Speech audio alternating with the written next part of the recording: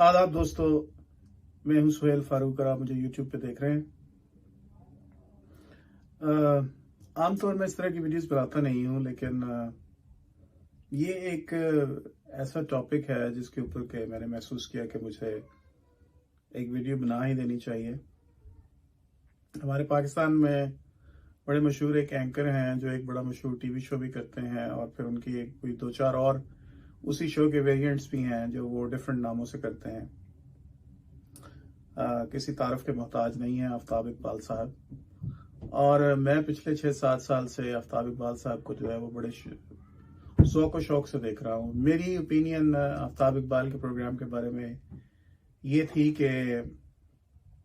It's always learning through fun. और एक stage पे मैं ये जो पंजाबी स्टेज शोज हैं इनका भी बहुत बड़ा शौकीन था, तो जब वो सारे फनकार जो हैं वो आपको घर में नज़र आने शुरू हो गए और फिर कुछ कंटेंट भी बेहतर आना शुरू हो गया, तो I liked it a lot. और फिर उस प्रोग्राम के अंदर जो डिफरेंट सेगमेंट्स थे, उन सेगमेंट्स के अंदर भी कुछ ना कुछ इन्फॉर्मेशन हमेशा होती थी। मुझे याद है 5-6 साल पहले मेरे वालिद साहब ने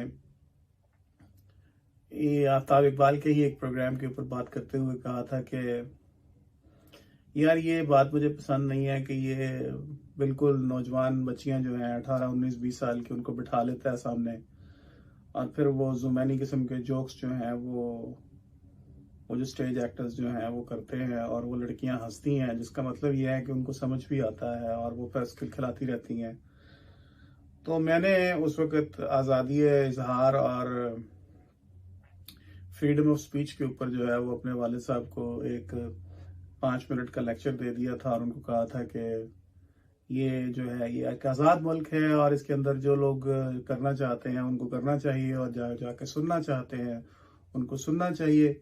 कोई किसी को ज़बरदस्ती तो वहाँ पकड़ के ले नहीं आता कि जी आप यहाँ पे बैठे हैं और हम आपको जो है इस तरह के डर्टी जोक सुनाएंगे। लेकिन शायद वो बात जो थी वो मेरे वालिद साहब की, वो भी कहीं मेरे दिमाग में स्टक की रही। लेकिन मैं फिर भी उन प्रोग्राम्स को देखता रहा और मैं उन प्रोग्राम से इंडीड नो डाउट बहुत सारी चीज़ें जो हैं वो सीखने को भी मिली। लोगों को भी रिकमेंड किया कि इसको सीखें और उनको देखते चले जाएं। आज वो लोग जो मुझे जानते हैं, मेरे दोस्त, मेरी फैमिली के लोग, मेरे बच्चे, मेरे कुछ कॉलीग्स भी, वो शायद इस बात पे सुन के बड़े हैरान होंगे जब उनको बताऊंगा कि मैंने आफ्ताब इकबाल का प्रोग्राम जो है वो देखना कोई तकरीबन 1.5 माह पहले छोड़ दिया था। किसी तरह के भी प्रोग्राम जो है वो एज ए प्रोटेस्ट मैंने देखने छोड़ दिए थे।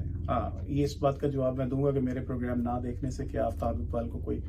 फर्क पड़ता है या नहीं, तो लेकिन मैंने प्रोग्राम देखना छोड़ दिया था और उसकी रीज़न ये थी कि मैं एक चैनल को फॉलो करता हूँ, कनाडा में साहब हैं गालिब कमाल साहब हैं तो वो एथियस्ट, और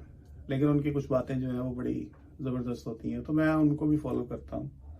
और मैं हर तरह के लोगों को देखता हूँ, हर तरह के लोगों को सुनता हूँ, क्योंकि कहीं से भी कोई अच्छी बात जो है वो आपको मिल ही जाती है सुनने को। तो गालिब कमाल के एक प्रोग्राम में उन्होंने बात की कि आफ्ताब इकबाल ने परवेज़ हूद भाई, जो डॉक्टर परवेज़ हूद भाई हैं, उनके बारे में कुछ इस तरह के डेरोगेटरी रिमार्क्स दिए। और पहले उन्होंने किसी प्रोग्राम में उनकी बड़ी तारीफ की और फिर दूसरे प्रोग्राम में आके उन्होंने परवेज़ हूद भाई साहब को जो है, डॉक्टर साहब को आके कहा कि जी मुझे नहीं पता था कि ये बंदा जो है ये दहरिया है, ये बंदा एथियस्ट है, और अगर मुझे ये पता होता तो मैं कभी भी इसकी तारीफ ना करता, और अगर कोई बंदा जो है वो अगर उसका ईमान नहीं है अपने बनाने वाले पे तो फिर उसका इल्म और उसकी सारी चीज़ें जो है वो उनकी कोई वैल्यू नहीं है। अब आफ्ताब इकबाल साहब जो हैं वो एक दानश्वर हैं, एक लोग उनको एज ए मेंटोर भी देखते हैं। उनकी दानश्वरी, उनकी शायरी, उनका इल्म, उनका नॉलेज, हिस्ट्री का सारी चीज़ें जो है वो बड़ी वैलिड हैं और फिर उनकी हिस्से मज़ा भी बहुत अच्छी है, तो लोग उनकी तरफ राग़िब होते हैं। यानी अगर आफ्ताब इकबाल लोगों को कुछ कहे कि ये करो, तो रुझान है पाकिस्तान में कि लोग जिसको फॉलो कर रहे होते हैं उसकी बात को सुनते हैं। तो अगर आप परवेज़ हूद भाई जैसे एक इंटेलेक्ट को, एक डॉक्टर को जो इंटरनेशनली रिकग्नाइज्ड हैं, आप इस तरह से उनको कॉर्नर करने की कोशिश करते हैं सिर्फ ये क्या कि क्योंकि उनको ये शक है कि परवेज हूद भाई जो हैं वो जो है वो साहिब ईमान नहीं है और वो एथियस्ट हैं, और इस वजह से एथियस्ट होने की वजह से वो तो उन्होंने पाकिस्तानी होने के दायरे से भी खारिज कर दिया और इंसानियत के दायरे से भी खारिज कर दिया और इल्मियत के दायरे से भी खारिज कर दिया। तो ये चीज़ जो है ये मुझे पहले तो मुझे यकीन ही नहीं आया, लेकिन फिर गालिब का प्रोग्राम मैं काफ़ी अरसे से देख रहा हूँ, तो फिर मैंने अपने एंड पे थोड़ी सी रिसर्च की। तो फिर जब मैंने रिसर्च की तो मैंने देखा कि ये बात तो सच है कि उन्होंने बिल्कुल बड़े क्लियर कट अल्फाज में कह दिया कि यार मुझसे तो गलती हो गई कि मैंने कभी इनकी तारीफ कर दी थी, मुझे तो इनकी तारीफ नहीं करनी चाहिए थी, क्योंकि ये बंदा तो जो है ये तो एथियस्ट है।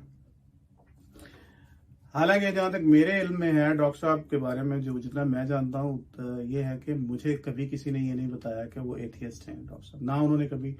डिक्लेयर किया है इस चीज को। और अच्छे पढ़े लिखे लोगों की तरह, कल्चर्ड और सिविलाइज्ड लोगों की तरह उन्होंने अपने ईमान को अपने तक ही महदूद करके रखा हुआ है। अब गॉड नोज के इस सारे सिनारियों के अंदर परवेज हूद भाई ने किस वक्त उनको ये बताया है, पर मैंने इधर उधर से चेक करने की कोशिश की, मुझे कहीं से नहीं पता चला कि परवेज हूद भाई जो है वो एथियस्ट है। तो मुझे काफी तकलीफ हुई, दुख हुआ इस बात पे कि पाकिस्तान में कमांडिंग पोजीशन पे बैठे हुए लोग, जिनको लोग देख रहे होते हैं, फॉलो कर रहे होते हैं, वो इस तरह से पाकिस्तान के बेटे और बेटियां जो कि इंटरनेशनली रिकग्नाइज्ड होते हैं उनको डिसऑन कर देते हैं और फिर उनके बारे में इस तरह की बात मशहूर कर देते हैं और फिर उनके बारे में एक ऐसा इंप्रेशन जो है वो मार्केट में छोड़ दिया जाता है। एनवायरनमेंट एक ऐसा क्रिएट कर दिया जाता है जिसके अंदर पाकिस्तान के अंदर तो हेट स्पीच और हेट्रेड का जो इस वक्त बाजार है वो वैसे ही बड़ा गर्म है। तो आप कुछ भी किसी के बारे में कह दें और ये बस कहने वाले पे डिपेंड करता है कि उसके पीछे सोशल मीडिया की पावर का तो आजकल आपको वैसे भी अंदाजा हो ही रहा है, जो हालात पाकिस्तान में चल रहे हैं कि पाकिस्तान की पॉलिटिक्स जो है वो ट्विटर पे चल रही है इस वक्त। तो फिर मैंने थोड़ी सी और रिसर्च की, कुछ और हालांकि मैंने उनके बहुत से प्रोग्राम देखता हूँ, मैंने उनका कोई प्रोग्राम नहीं छोड़ा कभी भी, आफ्ताब इकबाल साहब का। फिर मैंने देखा उनके रिमार्क्स जो थे वो जावेद अख्तर के बारे में भी कुछ इसी तरह के आए, फिर फरहान अख्तर के बारे में भी इसी तरह से आए। तो मुझे बड़ी तकलीफ भी हुई, दुख भी हुआ और डिसअपॉइंटमेंट भी हुई, क्योंकि कुछ अर्सा पहले, मेरा ख्याल 1-1.5 साल पहले, एक और साहब है इंजीनियर मोहम्मद अली मिर्जा, मैं उनको बहुत शौक से देखता हूँ। तो उन्होंने इंजीनियर मोहम्मद अली मिर्जा की तारीफ की कि जी एक यंग जो है वो आलिम है और वो बड़ी अच्छी बात करते हैं और लोगों को चाहिए कि उनको सुने। और जब इंजीनियर साहब ने उनके इस रिमार्क पर रिस्पॉन्ड किया तो इंजीनियर मोहम्मद अली मिर्जा ने यही रिस्पॉन्स किया था कि अगर आफ्ताब इकबाल चाहते हैं तो उनको भी ये फिर सारा ड्रामा छोड़ के ये ड्रामेबाजी और अच्छी तरह से किसी कॉज के लिए काम करना चाहिए, ना कि ये कि इस तरह के प्रोग्राम जिसके अंदर वो जुगतबाजी भी चलाते हैं, म्यूजिक भी चलाते हैं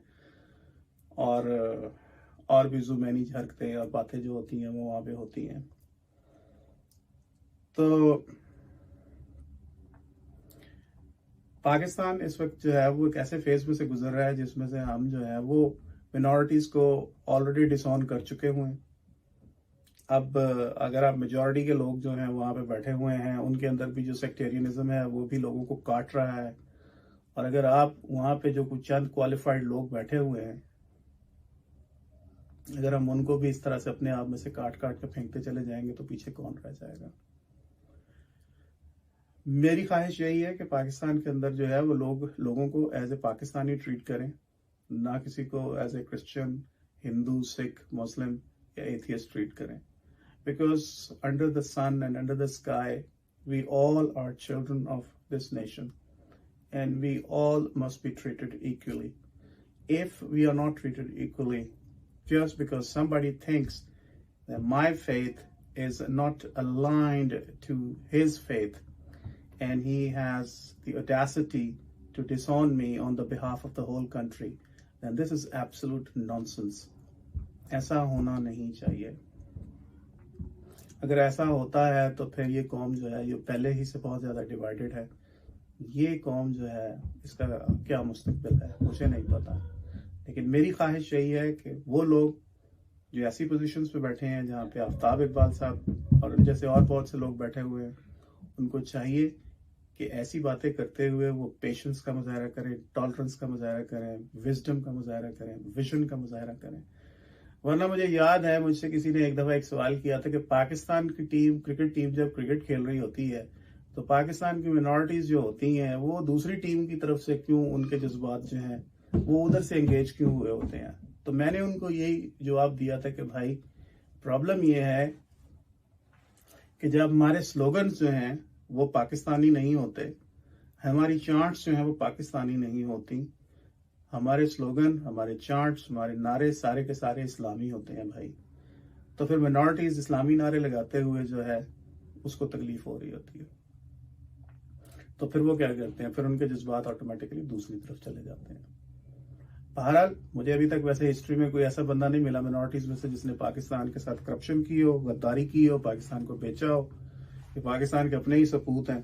जो मेजॉरिटी के अंदर बैठे हुए हैं, जिन्होंने पाकिस्तान की ऐसी तैसी फेर दी हुई है। और ये भी लम्हा फिक्री है।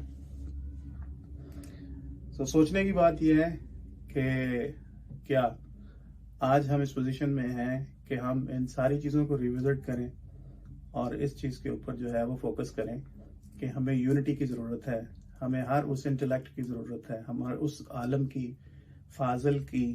पढ़े लिखे इंसान की ज़रूरत है जो पाकिस्तान की तरक्की के अंदर अपना रोल जो है वो इफेक्टिवली प्ले कर सकता है। अदरवाइज अगर हम लोगों को उनके रंग, नस्ल, मजहब, ईमान और इस तरह की चीज़ों के ऊपर जो है वो रूल आउट करते चले जाएंगे तो फिर शायद इस मुल्क में सिर्फ वही लोग बच जाएंगे जो कि सिर्फ और सिर्फ बुनियाद परस्त हैं।